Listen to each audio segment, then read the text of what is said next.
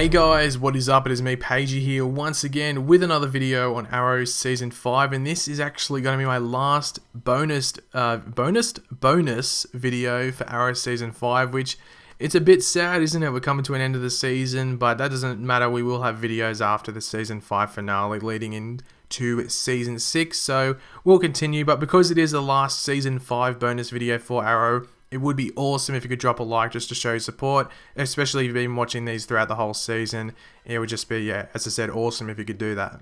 Now, as you can tell by the title, we're going to be talking about a specific character. We're going to talk about some other characters as well, but this character specifically, and that is, of course, Deathstroke. Now, a lot of people have been talking up Deathstroke's return in the season finale, and even though we saw him at the end of last episode, he's, mainly going to be in the season finale, which is fitting, it's warranted. He's the best villain the show has ever had.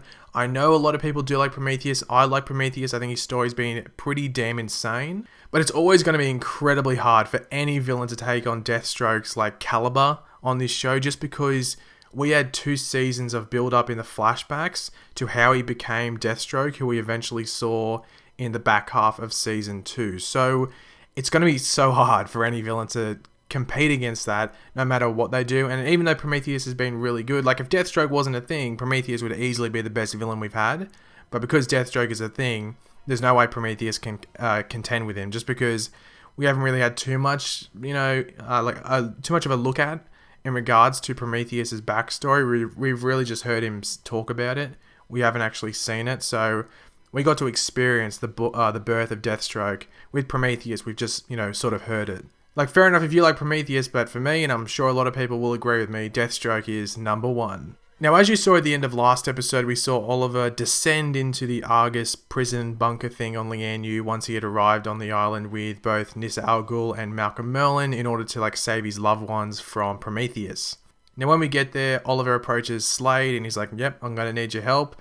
And that's basically where we're going to continue off in the finale. But because of this, and Deathstroke going to help Oliver, this has led a lot of people to think, okay, well, is this going to make Deathstroke sort of a hero? Is he going to become a hero on the show now? And the simple answer to that is no, and I'll go through why now.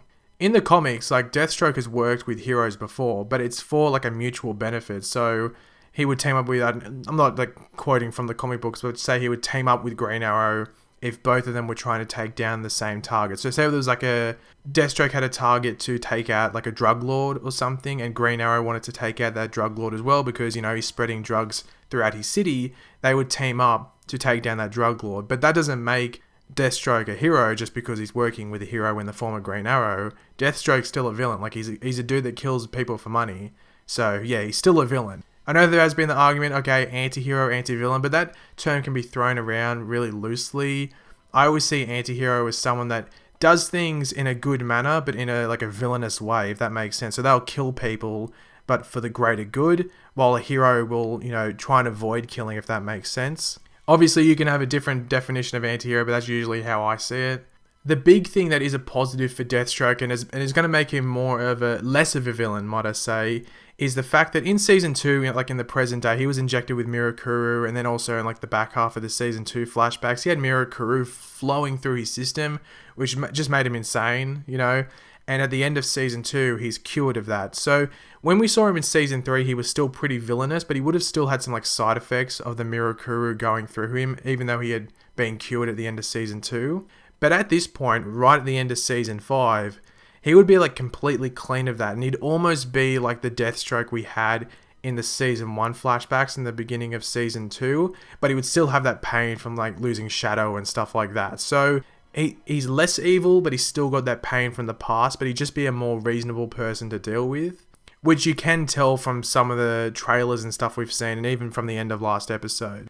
But speaking of trailers, they actually released an extended trailer for this episode, so it was an extra 20 seconds roughly I want to go by. But in that trailer, we do hear Ollie tell Captain Boomerang, who I haven't mentioned yet. So Captain Boomerang's obviously in this episode, if you did not know. He's also in that prison down there, so we'll see him at the beginning of next episode, most likely as well. But Oliver tells him, if you help me with Prometheus, I'll let you free. And this is the same for Deathstroke. So if Deathstroke and Boomerang help Ollie take down Prometheus, they're free to go. Which I don't think Argus would be all too happy about, but, Ollie's just broken into Argus anyway. I don't think he really cares what the repercussions are there. And also, earlier in the last episode, he did sort of let Adrian chase go, even though they probably don't know that was Oliver at that stage anyway. Now, I don't think any of us can see them killing Deathstroke off in this episode, just because I highly doubt Manu Bennett would have come back for this finale if he knew that they were going to kill Deathstroke off. So due to this, a lot of people have been asking, okay, will Deathstroke being freed lead him to, being a villain again next season, or like an antagonist for Oliver to take on? And in regards to a season-long villain, the easy answer is no, just because Manu Bennett, who plays Slade Wilson / Deathstroke, he is just way too busy. He's on another show called the Shannara Chronicles. Like, getting him to be in this finale was an effort. Like, they had to rush it, they had to schedule it perfectly so he could fly back to New Zealand and do Shannara Chronicles again. So there is no way in the world they'd be able to get him to be like a big part of the season.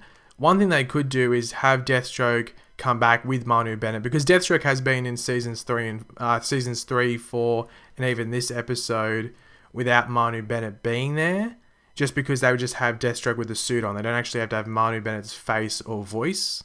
But they could have Slade Wilson come back with Manu Bennett in next season throughout the whole universe. Like, they could have him appear on Legends of Tomorrow for an episode, or they could have him appear on Arrow for an episode. But the max amount of episodes I could see them getting Manu for would be 3 episodes throughout the whole universe, just because of his schedule.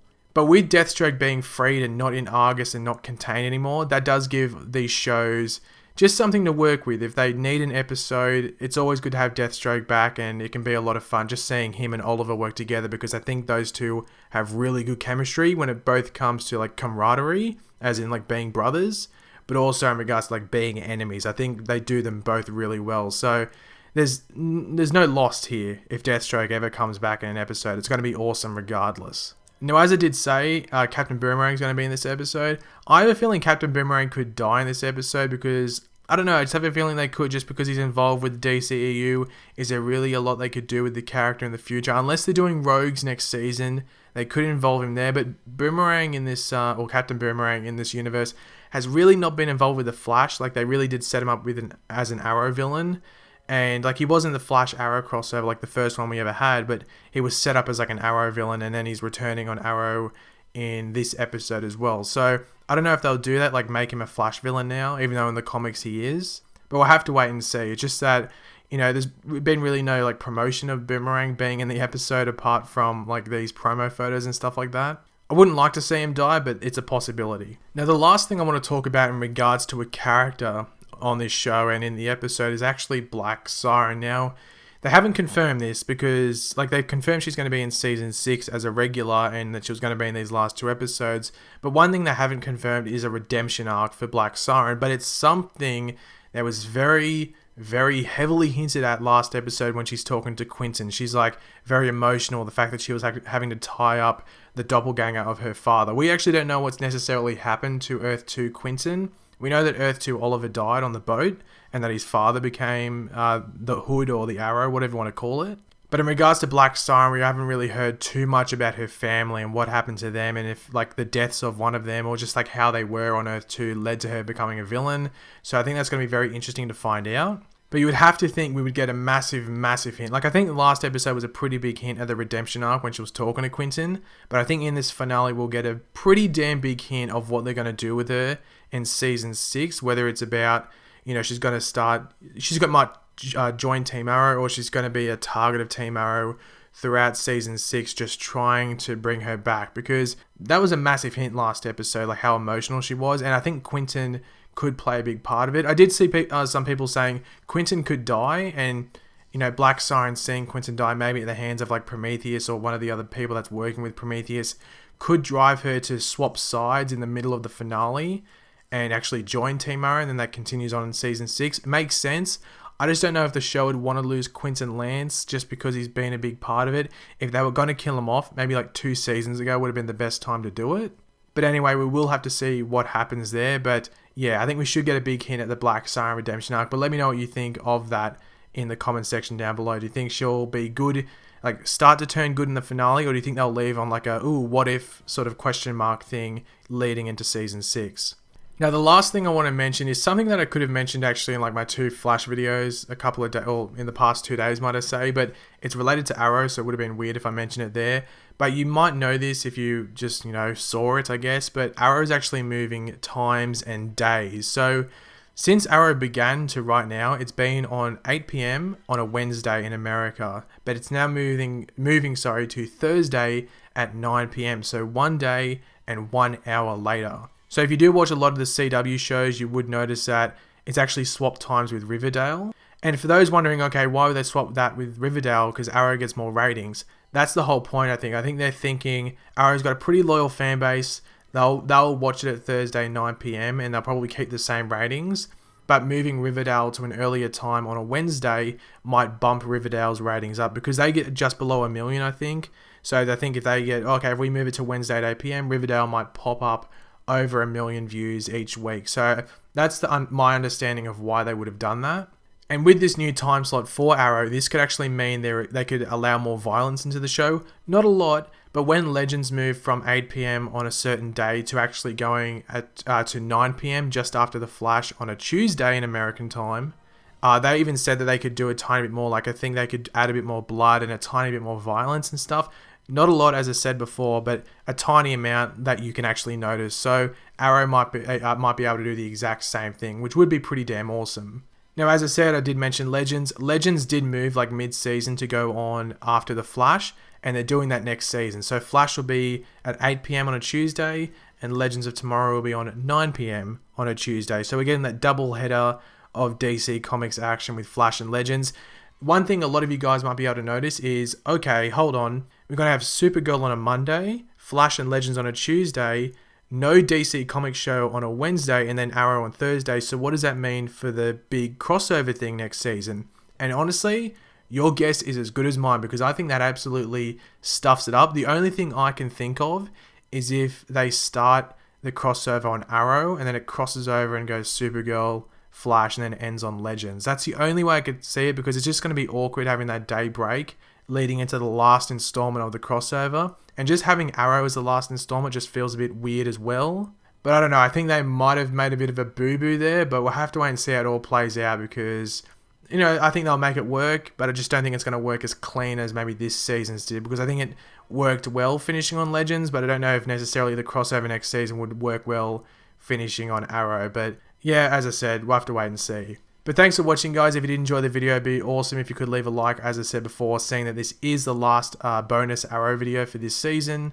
Let me know in the comment section down below what you think of all of this. Would you like to see Deathstroke come back next season for like 1 or 2 episodes, maybe throughout the whole universe? Pretty sure I'd be pretty surprised if a lot of you guys said, no, I don't want that. What do you think about all that Black Siren stuff? And what are your thoughts on like the time change for Arrow next season? Are you a fan of it? Are you not a fan of it? Just let me know in the comments. And of course, if you are new to the channel, make sure to subscribe. I'll catch you later, guys. Goodbye.